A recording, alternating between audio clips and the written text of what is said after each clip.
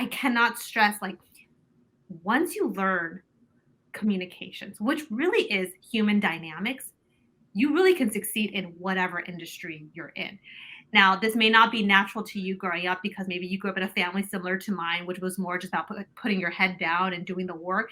But once you can kind of overcome that and learn that I'm still an introvert, I'm still shy and timid, but there's another side to me where when I am interacting with people, I'm super present, I'm super energetic, I'm super enthusiastic. That translates.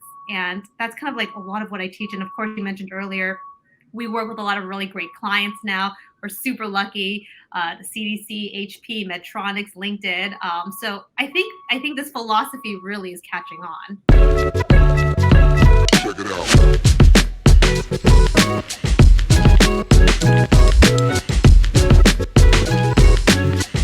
Hey guys, what's going on? This is David Chen on another edition of New York Weekly's #1 podcast for 2020, Pandanomics. And today we have a fellow home person all the way from Taiwan, the one and only Jessica Chen, who is CEO of Soulcast Media. Jessica, how you doing? Great, David. I'm so happy to meet you and talk with you. We have so many great things to talk about. Yeah, we just jumped on earlier. We're like, yeah, we're both originally Taiwanese. So we That's love right. kind of sticking together. Small island with great people. You know, when I look at your LinkedIn and some of these things, I mean, you're an Emmy-Award winner, which is amazing, right? You're a LinkedIn instructor, which I want to hear about because that's a very prestigious and unique one with some of the biggest people. And you've worked with millions of learners, big companies from DraftKings to HP to even the CDC. Yep. Not bad from a person that our parents came from an island. Not bad at all, but it's super amazing, impressive. But how did you get into all of this? So before I even talk about Soulcast Media, I have to talk about my background, which is I started my career as a TV broadcaster. So I was a TV news reporter for about 10 years before I decided to take that leap and start my own company. And I worked at ABC, NBC over in New York City and San Diego. And that's where I won my Emmy Award. And that essentially was what started kind of the foundation of the work that I do today, which is all about communications. And my whole philosophy with communications today is I never started out as a really good communicator. I'm actually fairly shy and quiet, timid. I mean, a lot of like, these traits that I was taught growing up. I'm like, yeah, you have to be kind of like that quiet person. Don't disturb people. But I mean, like you, David, I'm sure you'll realize once you get into this real working world, you kind of have to be able to develop that speaking confidence. You have to learn how to carry yourself. And fortunately, being on television, you do learn those skills. And that's kind of what set the foundation for me starting my own company, Soulcast. That's amazing. We talk about our cultures and the things that we've done. Be quiet. Don't disturb. Don't bother people. Don't be a nuisance. Do your homework. Don't cause trouble. For you probably not do this. Don't get into fistfights. Things like that, right? That really mattered. So what it created was a history, and you see this in Asian Americans, of introverts, right? Because you're not going out on a Friday night. For people that do Chinese bushi, which is the word I hate the most, which is tutor, right? And I remember going back home and I would see my cousins like, hey, can you come out and play? I haven't seen him in 10 years. And it's like, no, man, he has to bushi, he has to tutor, try to get in the top school in Taiwan. And I'm like, okay. But what it created was a bunch of introverts that really didn't have the self-esteem and confidence to sell and to talk to clients and to really understand that the world works on talking and networking. But you, my friend, is one of the few that I think pulled it off. And then you got into journalism. How did that happen? I've always been fascinated with journalism, to tell you the truth. Growing up, so I went to college here in the States. I went to UC San Diego. And ironically, UC San Diego, we don't have a journalism program. So I actually ended up majoring in international relations. I've always been fascinated with, international news, different things that are happening around the world. And because I was always interested in journalism, I thought, well, what better way to learn about the community, society, the world than journalism itself, right? I mean, I remember when I first started out, my dream was I wanted to be that international correspondent with CNN and travel the world. But long story short, I took that degree, I became a journalist, and I just kind of like honed my chops, really. And what was interesting is because of my background in journalism, it got me really thinking about, okay, when you do engage with people, this is how you have to talk. When you are, trying to, convince people to do something. This is how you have to carry yourself. But these were not things I was taught growing up, especially in Asian culture. And I think you can appreciate this, David, where you really don't talk about yourself. You really kind of like stay quiet. But again, you realize, and for me, I learned it on the job, that you have to put yourself out there. But it's not about getting in people's faces, because people don't like that. But it's really about, how do you establish connection, rapport, engagement, trust. And those are the things that we teach now at Soulcast Media, which, I mean, has been amazing. That's such an amazing thing. And this is so critical. One of my arguments when I was at Deloitte was, I was fortunate to make partner in 7 years, and no one could figure out how I pulled out in 7 years. It usually takes 25, 30 years, a PhD. And I said, it's simple. I said, it was sales. I said, it was my relationships with my clients. It was my ability to understand the clients. If something was due on the 1st, if there was an audit, then I would tell them on the 15th, hey, have we checked this out? Because we're providing service, right? Or I would check on the client again and say, hey, so-and-so hasn't turned it in yet. I'm just letting you know, as a CEO, this could affect you and what you have. And 7 years later became a partner at Deloitte, which has just been unheard of. And running the China practice, from a kid who grew up in El Paso, was a very interesting thing. So I 1,000% agree with you. That's what I think put us there and really made it work, right?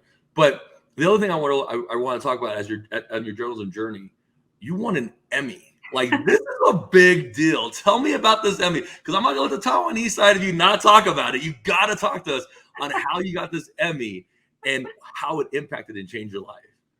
Oh my gosh. So that is the award that everybody who's in television news, that's like the most prestigious award. And I remember when I first started out as like a young 21-year-old reporter, I was always like, man, how cool would it be to win an Emmy? But of course, like when you're a journalist, that's not the goal, right? You're there to do the work. You're there to tell good stories. But the way that award came about, so this was actually when I was working at ABC down in San Diego. And I mean, I really have to give credit to my team. So that Emmy Award came from, so I mean, you may be familiar with this, David, but there's a lot of like wildfires in California, unfortunately. And so for us, when we are doing the news, we always kind of just run to whatever big breaking news. And I remember that day, and this is where the Emmys linked to, it was a big wildfire that broke out in San Diego. And as a team together, we had to basically rush out to the scene. Everybody, so me, I was kind of like one of the reporters who went out to the fire to cover. So I'm talking to families, I'm talking to the fire department, I'm talking to first responders, and like I'm literally gathering everything to get on the news. And when you're in news, you're working under a really tight deadline. So whether you got there 5 minutes before showtime, it doesn't matter. You still have to have something to talk about in 5 minutes when it goes live at 5 p.m. So for us, like I'm out there on the field, I'm doing all the work, gathering all the information. My producers are there in the studio. Of course, we have the what we call the assignment desk over there, kind of gathering all the information. And together as a team, we put on I want to say like a really good quality show in 30 minutes of this is what's happening. It was so well executed that I think all of us it was just like kind of like a culmination of everyone doing such a good job in delivering what's going on, what is it you need to know, and that's how the Emmy. And of course, you have to submit it, and there's like judges who watch it. They watch how you present, right? They watch how you communicate, how you tell the stories, and they just loved it, and that's how the Emmy came about. So it's a good story. That's amazing. And when I hear this story, I hear a couple things. First off is, how did you explain to your parents that you're running forest fire? That probably was the hardest thing. It wasn't like, did I do a great job and we're alive? It was, okay, next call has to go to mom, or mom probably called you first and you might have gotten in trouble. These are Asian parents, people. So if you don't know, they're great parents. They worry a little bit too much sometimes, but that's probably one of the things. Yeah. And then you did this award in my story. But what I probably think about the past is, you're forced to really break out of your comfort zone, right? Like, that's it. It's on action, on time, probably because of culture. We have to plan it, set it, going from there. So now you're breaking everything that you have inherently been taught not to do or not to be like, but you're like, yo, I'm gonna be a badass. I'm gonna go out there and do this forest fire and do the whole entire 9. And then the Emmy comes. Now, here's my question. How long did it take you to tell your parents? And did you have to explain to them what an Emmy was? I love that you asked the question. Did you have to explain what an Emmy was? And the answer to that question is yes. I won like almost like the most prestigious award in my industry, and my mom was like, "What's that?" Right here. I feel the pain right here. It's like, okay, I just spent years kind of like honing my chops to win this award and deliver the news in this way, and you're like, "What's that?" Like, but I think that's a very Asian thing. I mean, and it's just kind of funny, and I think like in the end, like kind of what you said, everything in and also winning that award, like you're covering kind of like a story where you're literally running into a danger zone while people are exiting.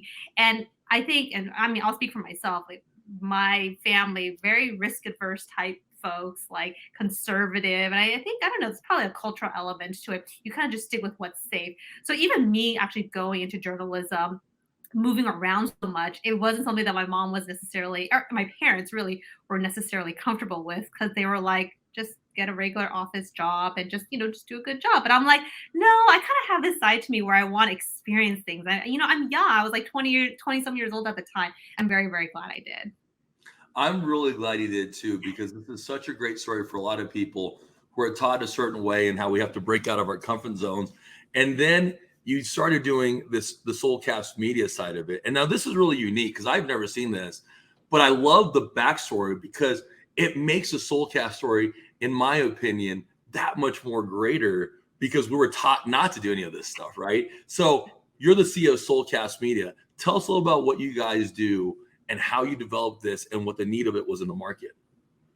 My approach and my philosophy really when I started this company is I want people to feel that they can be confident, they can be a good public speaker, and they can learn these skills. That's the most important part.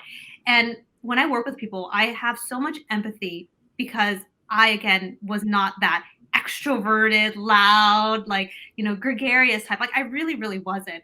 And I really had to figure out a way to come out of my shell and develop those interpersonal skills, those, again, public speaking skills to get on a stage and talk to thousands of people, right? But that's the philosophy. It's you can do it. So a lot of what I teach is kind of first getting people to what I call break these mental barriers that they have. I mean, I had mental barriers of like, should I do this? Is that okay? Culturally and personally, right? Because I was taught one thing, but yet I'm doing something else. But again, and this is kind of why I'm saying this so many times, but I cannot stress, like, once you learn communications, which really is human dynamics, you really can succeed in whatever industry you're in. Now, this may not be natural to you growing up because maybe you grew up in a family similar to mine, which was more just about putting your head down and doing the work. But once you can kind of overcome that and learn that I'm still an introvert, I'm still shy and timid, but there's another side to me where when I am interacting with people, I'm super present, I'm super energetic, I'm super enthusiastic. That translates. And that's kind of like a lot of what I teach. And of course, you mentioned earlier, we work with a lot of really great clients now. We're super lucky. The CDC, HP, Medtronics, LinkedIn. So I think this philosophy really is catching on. And it's not easy. I think a lot of people realize that like not everyone is the guy who was popular in high school or in college and was just chatting and talking the whole entire time. Not everyone had the ability to sit there and try to figure out and have these parents are like, yo, go out there and do what you have to do. And that you did pull that through. And you talk about these leadership skills. A lot of people don't realize when you become a leader, there are certain ways, right? You might be doing it from a very technical standpoint. You're very good at that. You happen to be the head leader of, the best thing I could probably tell you is I'm gonna shout out my friend Henry. It's actually his birthday. Henry Sanders is the CTO of Microsoft. And he goes, I am just a nerd that is a little bit more outgoing than all the other engineering nerds. And I just happen to be the CTO of Microsoft. And he's like, I'm just a little bit more outgoing. I'm like, you're probably one of the most outgoing people that are there, right? But do you see a trend with people who are more outgoing that can really, I like the word soulcast, that can touch someone's soul and do that type of alignment, right? I imagine that's probably why you called it what it was. Do you see them becoming more successful in business as opposed to people who don't sit there and talk and really try to build their network and their visibility as leaders? You got to do good work. I mean, that's kind of like the status quo, right? You have to be able to perform, you have to be able to deliver, get things in on time, right? But ultimately, and I think this is safe to say, but the people who kind of differentiate themselves ultimately are people. And again, you mentioned the word extrovert, and I always go back. It's like I'm not necessarily I'm an extrovert, but I know when is an appropriate time to learn to speak up, right? To learn to engage with others and not just stay in my shell. Because if people, and okay, let's just say there's certain people who really maybe don't care to get up to that leadership role or more high profile or more visible roles, and that's totally okay. But if this is something that you do care about, you have to differentiate yourself by learning those skills, because ultimately, when you look at these big organizations, they're looking for people who can do the work, but also present the company in a certain way, right? And you have to do that through communications. So I think they really do go hand in hand. You have to learn those skills. I love that. What do you say about someone who sits there and typically, in essence, that's almost, it is kind of sales, because you're selling yourself and then representing the company to do sales, right? But there's always, in my opinion, there's two types of salesmen, right? There's that slimy greaseball. You got to walk into the car dealership and thank God there's auto trade. I want to deal with you type. No offense to my friends who sell cars. I'm just saying some guys are like that. Then there's the other part, right? Which is, they watch, they understand, they start trying to relate with the clientele. But this is a learning skill set, and you teach those on your online e-courses. Can you tell us a little bit of some of the things that you do teach that will make people more in executive communications and strategies, things of that area? Yeah. The number one rule of selling is to not sell, right? Yes, right. It's to actually share what is it that you know and how it benefits the clients or whoever it is you're serving. And you said this earlier, David, and I can't stress this enough, but really it's you have to put yourself in the person, the client's shoes, or whoever it is that you are serving, right? When I'm working with my clients, I'm so attentive. I literally try to live and breathe what is it that their organization is going through, what language they speak, what are their hardships. So anytime I'm about to, for example, go in and do a speaking engagement or do a training with them, I literally spend a few meetings just getting to know the organization. So what is a typical day like? What are the systems that you guys use? What are the hardships? Because the one thing that I also will say that clients appreciate is they don't feel like they're just part of a cookie cutter system program. They want to feel that you've tailored it to them. You've spent the time, you're considerate, right?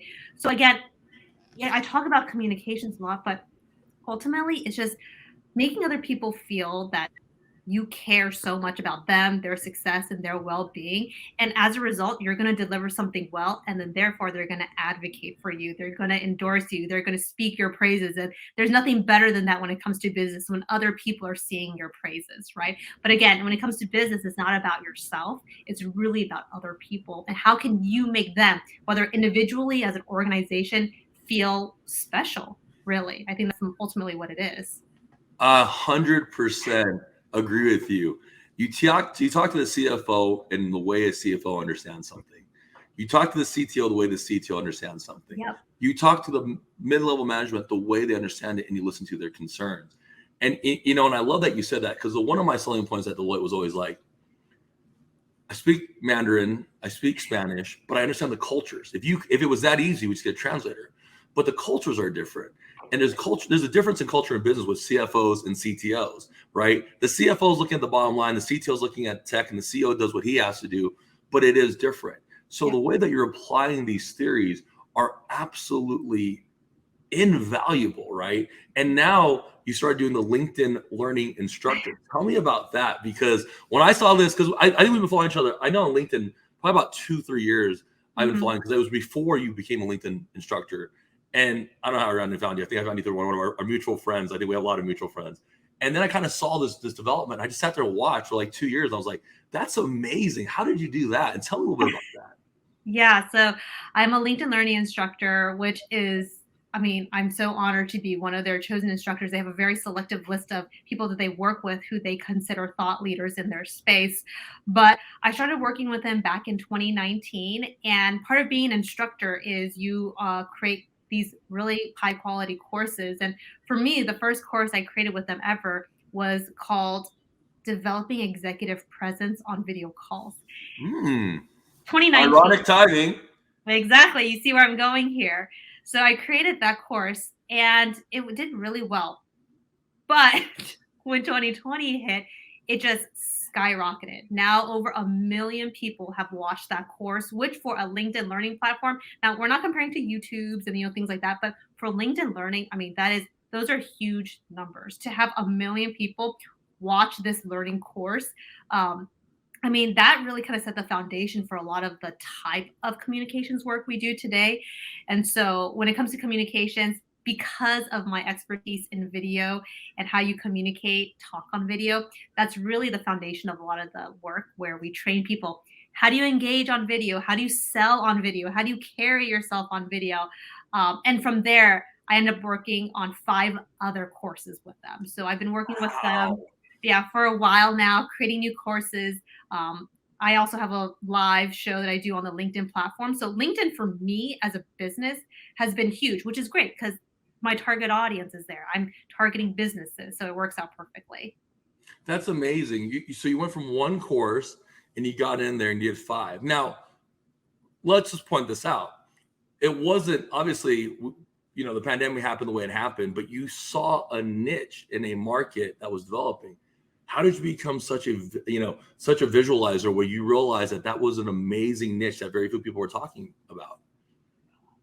So even before the pandemic happened, I always saw the value of video communications. And I think we hear this all the time.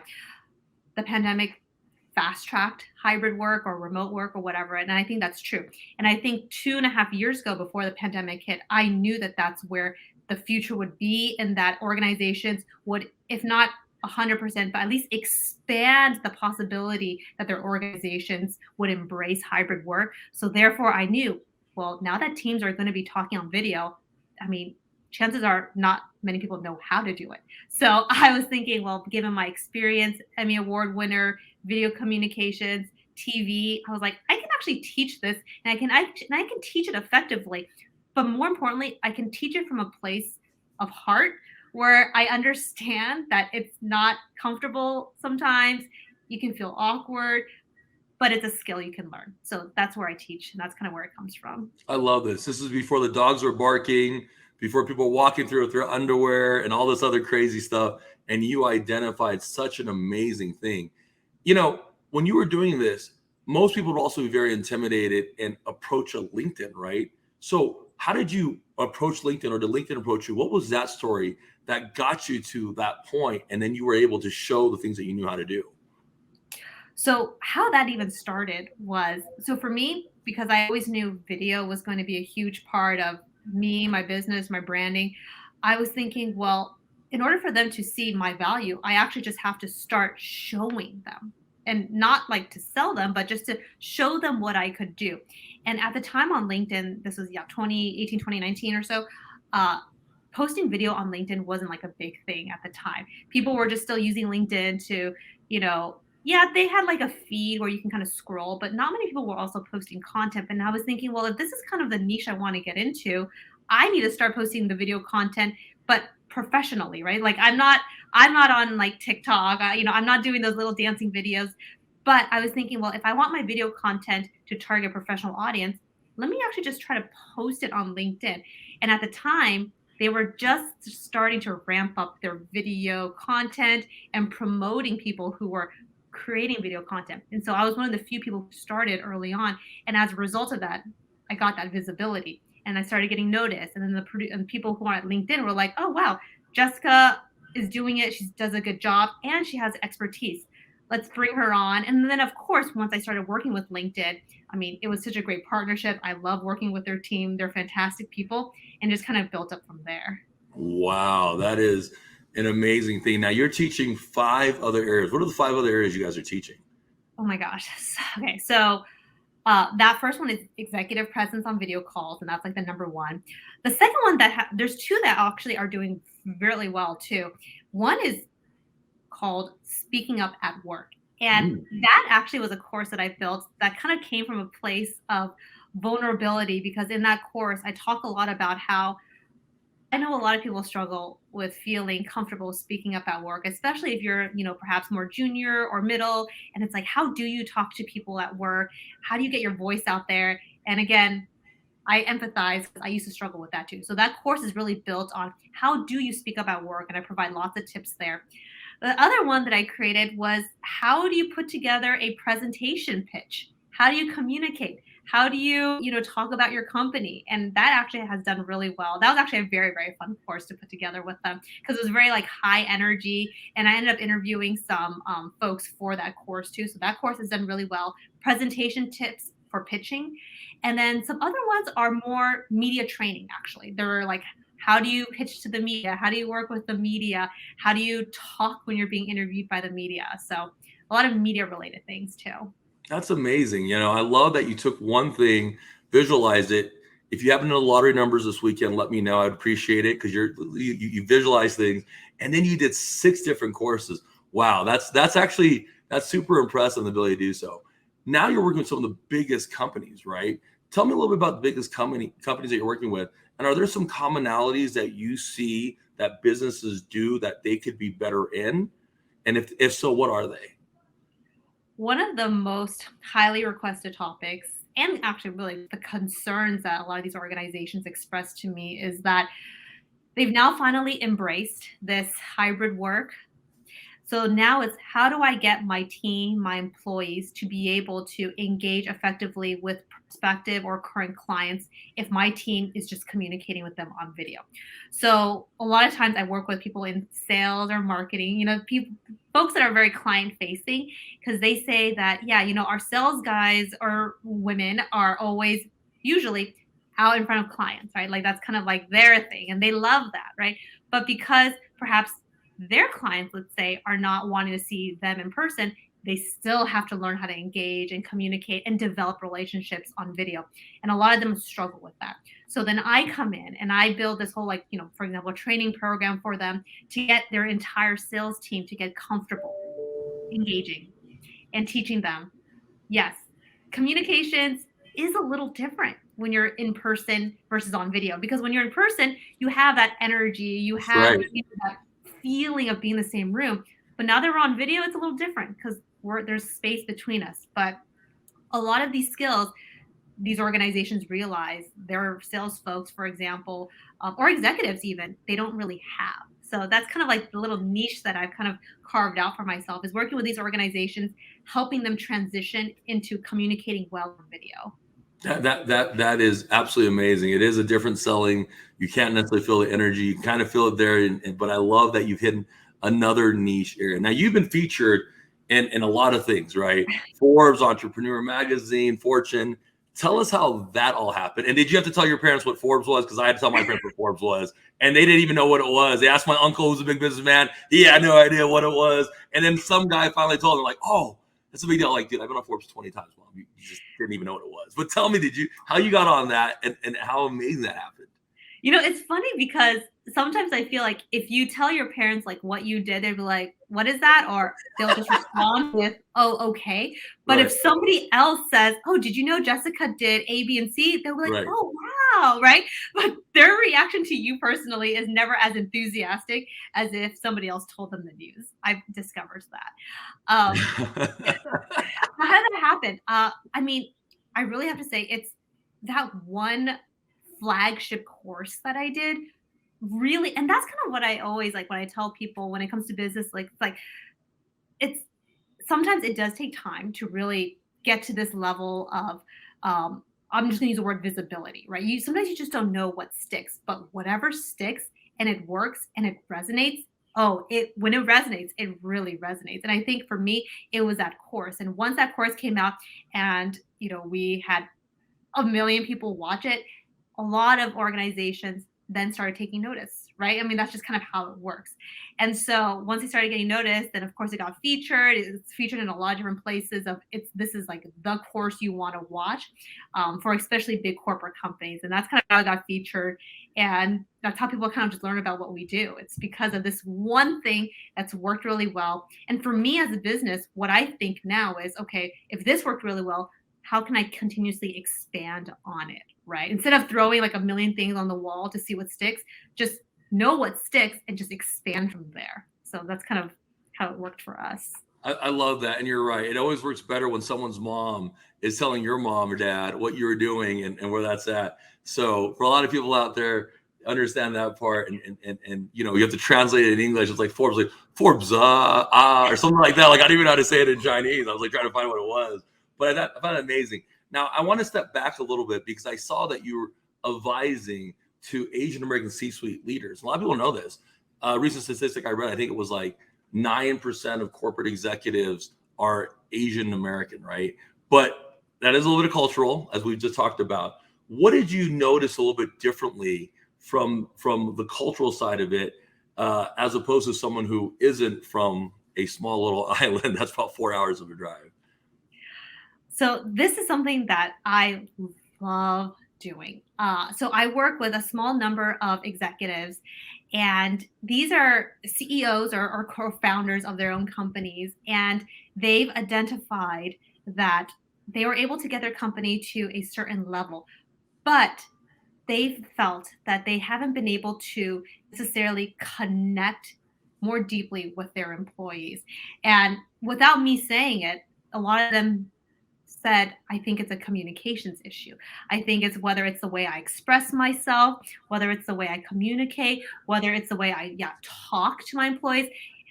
The CEOs I work with feel like there's just this gap and they're perceived in a certain way that is not necessarily how they want to be perceived. So then I team up with them and then I start working with them and I start learning about, well, first of all, who they are, also like, how did you grow up? And, I work with a lot of more Asian types of CEOs. And it's like, yeah, how did your culture affect the way you lead now?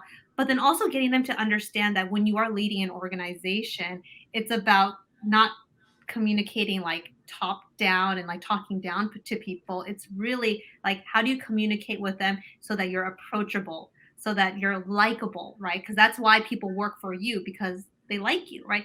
Of course, people are going to do the work because they're told to do the work, but whether they stay, whether they feel motivated, whether they feel empowered, it's because they like you as a person, right? So a lot of the strategies I talked to them about is thinking about that, because a lot of the Asian CEOs I work with, it's very more like commanding type of mentality. I'll tell you to do this, I'll tell you to do that. Yes, it works effectively, but up until a certain point though. So that's kind of like the relationship I have. I love that. Up until about a month ago, I was watching Bloomberg, one of those channels, and they were talking about how China has now implemented the strategies on work and not having as many hours and trying to do this work-life balance thing. I think a lot of it came from some of the situations that happened in Foxconn and things of that sort. But you're right, culturally, and that's not just Asian culture, there's a lot of cultures, that are top on down, do what I need you to do, let's get it done. And that should motivate you to work hard. And then they come to a different place or a different country, or they're trying to grow and develop their places outside of Taiwan or China or wherever they are. And they start realizing that the cultures actually don't vibe to each other. And how do I make this work efficiently and effectively? And the worst part is, I would say a big portion of this, I don't know if you've seen this, is when they translate it into English. In the language of speaking, it doesn't mean anything mean. But in the English language, it's like, man, you can't say things like that, right? Like you almost like give them like a PR check mark of things you can't say. Has that happened to you? Do you see that often with some of the clients that you're working with? Oh, totally. And that's the thing, you bring up a good point. What has worked before in like another country or another organization, it doesn't necessarily translate. So for example, I was working with the CFO of a company, and she had just transitioned to a new company. And again, this is a big company. We've all heard of it. I mean, I don't want to say the name, but we've all heard of this company, but she was having a very hard time getting people to like her. And I think it's because she was just like implementing perhaps more traditional techniques of like, I just need to tell people what to do and get people to do it. But in this organization, that just didn't jive well with the culture, and people were just not connecting with her. And then that, again, it goes back to like being flexible, adaptable when it comes to leadership abilities. So yes, I totally agree with that. I love hearing this. I think the hardest thing as a leader, and people don't realize is, you really do want to care about your employees, because whether you are genuine and you care or you don't, it will affect your bottom line. It will affect the people's ability to stay. The amount of money that you have to pay to retrain someone, I read, was 2.5 months of salary, some ridiculous number like that, and then to see if they can actually incorporate and be part of it. And that's very, very hard, right? I mean, a lot of us, I mean, I grew up in the restaurant business. That's what we did. That's, I knew every restaurant. So it was a very different mentality when I got to corporate. And I was like, what do you mean I can't tell you to hurry up and do the John Toss chicken in 12 minutes? I need it now. You got to rush. But these type of things were such a big difference, because when you got into the world that you're at, it's a different mindset. It's a different ability. People have the choices to do what they have to do. But then there's also been such a huge change with this current generation of young people, right? We're still young, but the younger people, and kind of going through that. How do you adjust that based on the generations that exist? And how do you implement things that are more effective to them, let's say a generation Z as opposed to a millennial? So I have a few thoughts when it comes to that question. So I think the great thing about society now is, yes, a lot of people, young or old, are feeling much more empowered to say whatever it is on their mind, versus maybe like 50 years ago, it was very much more accepted to be top down. You really just kind of listen. But I think, again, in this society, in this generation, everyone is much more encouraged to open up, be who they are, express, right? And I think that translates into when you even work in a very formal corporate culture. But I think organizations are realizing that that's what people want. Now, to your point of how do you communicate to people of like different generations of Zs, millennials, or even older, right? For me, my thinking when it comes to communications is you always have to speak people's language, right? And that's how you are able to connect with them.